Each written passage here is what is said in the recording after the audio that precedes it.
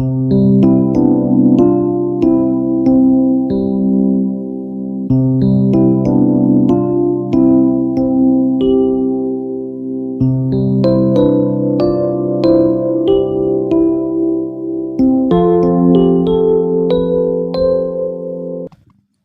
दोस्तों, मैं गोविंद शर्मा स्वागत करता हूं आपका आपके अपने YouTube चैनल अपना पैसा पर। दोस्तों, कोटा में लगने वाली कॉइन एग्जीबिशन की जानकारी आज हम परम आदरणीय लकेश जी भाई साहब से लेंगे। आपका आशीर्वाद, आपका प्यार छोटे भाई की तरह हमेशा मुझे प्राप्त होता रहा है। तो आइए जानते हैं कि कब लगने वाली है कोटा में कॉइन एग्जीबिशन और इसमें क्या खास होने वाला है। भाई साहब नमस्कार। नमस्कार गोविंद जी, आपका बहुत बहुत स्वागत है। आज आपको तकलीफ इसलिए भी दी कि कोटा में मुद्रा उत्सव होने जा रहा है, कोटा मुद्रा उत्सव 2025। इसका आयोजन 2 साल बाद किया जा रहा है। हम लोग इस प्रोग्राम के अंदर 3 दिवसीय प्रोग्राम है ये। इसमें हम लोग लगभग 36 स्टॉल्स इसमें लगा रहे हैं फॉर न्यू कलेक्टर्स, कलेक्शन के पॉइंट ऑफ व्यू से, और लगभग 60 फ्रेम का हम लोग डिस्प्ले कर रहे हैं फॉर नॉलेज सेक। और इसके अलावा हम लोग लगभग 41 लोगों को ऑनर कर रहे हैं इंडिया वाइड, जिसमें मुद्रा रत्न अवार्ड है, जिसमें लाइफ टाइम अचीवमेंट अवार्ड है, जिसमें विरासत के संरक्षक अवार्ड है, जिसमें विरासत प्रेमी अवार्ड है, जिसमें मुद्रा का जो हमें सहयोग करते हैं उनके सहयोगियों का अवार्ड है। भाई साहब मैं जानना चाहूँगा कि आप जो ये एग्जीबिशन लगा रहे हैं, ये डिस्प्ले कर रहे हैं, किस तरीके की डिस्प्ले होगी, ये क्या खासियत होगी इसमें? गोविंद जी, इसके डिस्प्ले के अंदर हम लोग सबसे पहले तो शुरू करेंगे राजस्थान की रियासतों से, जिसमें 15 रियासतें हम कवर कर रहे हैं। कोटा, बूंदी, झालावाड़, बीकानेर, जयपुर, जोधपुर, जैसलमेर, भरतपुर, करौली, प्रतापगढ़ वगैरह, मेवाड़, ये सब चीज़ें, इनके कॉइन्स हम लोग उनके रियासत कालीन जो कॉइन्स हैं उसका डिस्प्ले करेंगे। देन फिर उसके बाद हम एक सीक्वेंस लगा रहे हैं जर्नी ऑफ इंडियन कॉइनेज। तो 700 BC ऑनवर्ड हमारे पास जो कलेक्शंस हैं हमारे कलेक्टर की, वो उसमें लगेंगी। उसमें बताया जाएगा कि भाई पंचमार्क से लेके आज तक का जो मॉडर्न रुपया है वो किस तरीके से क्या क्या चेंज होके बना। तो ये बहुत नॉलेजफुल चीज़ है।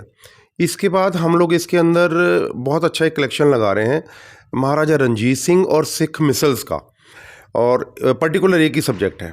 इसके बाद हमारा एक सब्जेक्ट और बड़ा अच्छा आ रहा है, एक ही मिंट के ऊपर एक कलेक्टर ने काम किया, सरहंद मिंट, जो पंजाब में है, बॉर्डर पे थी, और उस समय जितने भी पंजाब की रियासतें थी और मुगल्स थे उनके कॉइन वहाँ बनते थे। उसके ऊपर बहुत अच्छा डिस्प्ले आ रहा है, वो श्री सरदार चमकौर सिंह जी लगा रहे हैं।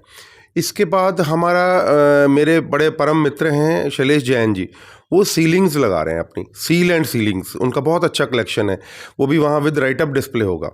इसके बाद मेरी नातिन को जो मैंने उसके बर्थडे पे गिफ्ट किया था पॉलीमर का कलेक्शन वर्ल्ड वाइड, वो सारा कंप्लीट कलेक्शन एक एक नोट एक एक कंट्री के हिसाब से लगाऊंगा। डिस्प्ले की प्रॉब्लम होती है जगह ज़्यादा की, कि नोट्स तो बहुत ज़्यादा हैं।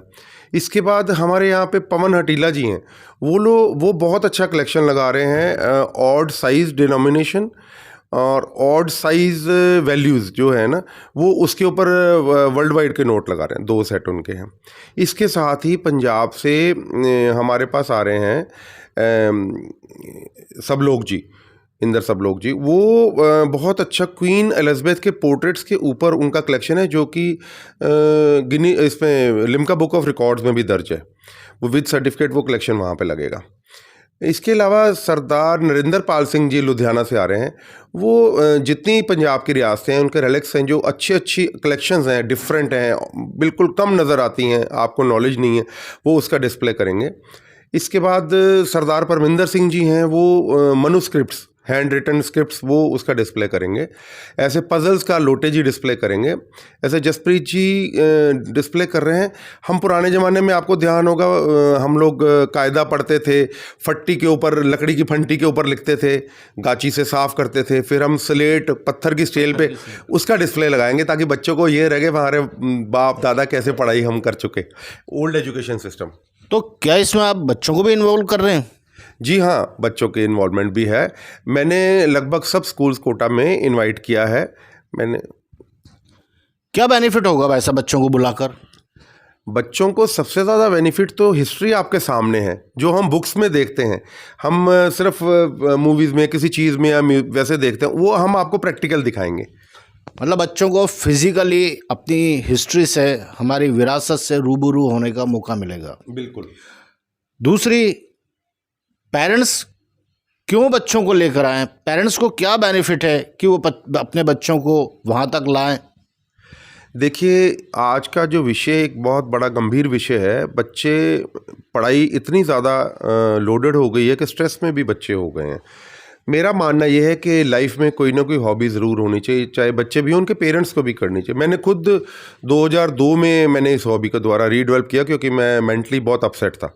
तो मेरे को सजेशन मिली कि आप कुछ हॉबी में इन्वॉल्व होइए, तो मैंने ये हॉबी शुरू की और उसकी डेप्थ में चला गया। बच्चे भी पढ़ाई के साथ साथ ऐसी चीज़ों को कर सकते हैं। इसी के लिए ही हम लोग यहाँ पे स्टॉल्स में कुछ चीज़ों को अवेलेबल भी करवाते हैं। आप कुछ भी उनको शुरू करवाइए, चाहे वो कॉइन्स हों, स्टैम्प्स हों, वट एवर, मैच बॉक्स हों, बहुत कलेक्शन की चीज़ें वहाँ देखने को मिलेंगी। लेकिन बच्चों की नॉलेज भी बढ़ती है। आज मैं हिस्ट्री में इतना आगे नहीं था, लेकिन मैंने जितने कॉइन्स खरीदे, फिर मैंने स्टेट्स की उतनी हिस्ट्री बुक्स भी खरीदी, वो भी देखा, समझा, तो आज मैं हिस्ट्री की नॉलेज भी मेरे को हुई।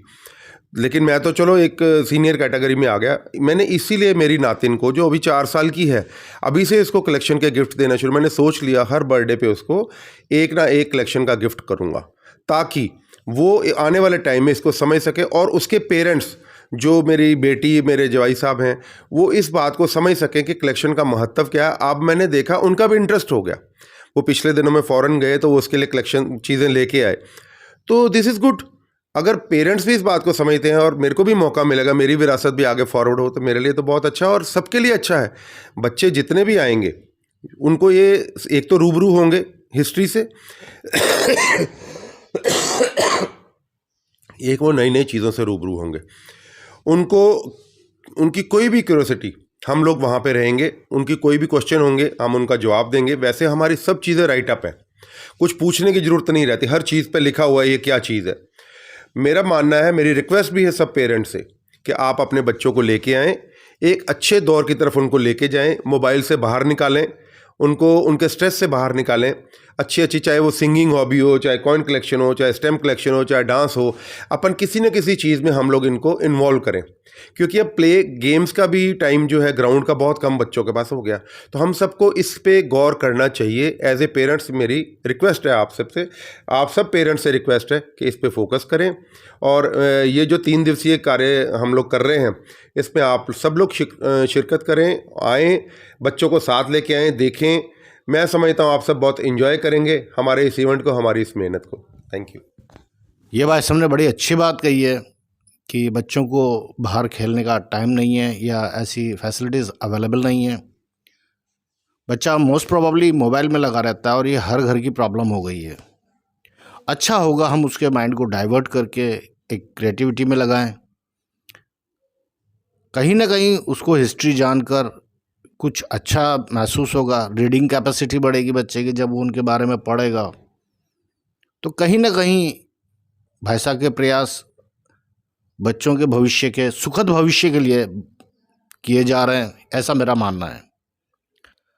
तो भाई साहब, मैं आपको हृदय के गहनतम तल से हार्दिक शुभकामनाएं देता हूं, और आपके इस महान और एक अच्छे काम को जो आप समाज के लिए कर रहे हैं, धन्यवाद और बधाई देता हूं। बहुत बहुत शुक्रिया गोविंद जी। और मैं सब व्यूअर से यही कहना चाहूँगा, आप समय निकाल के ज़रूर आएँ। कोटा वासियों के पास तो गोल्डन अपॉर्चुनिटी है इस प्रोग्राम को देखने की। आप ज़रूर पधारें, आप ज़रूर, बच्चे कुछ ना कुछ गेन करेंगे इस जगह से। धन्यवाद, धन्यवाद, धन्यवाद दोस्तों।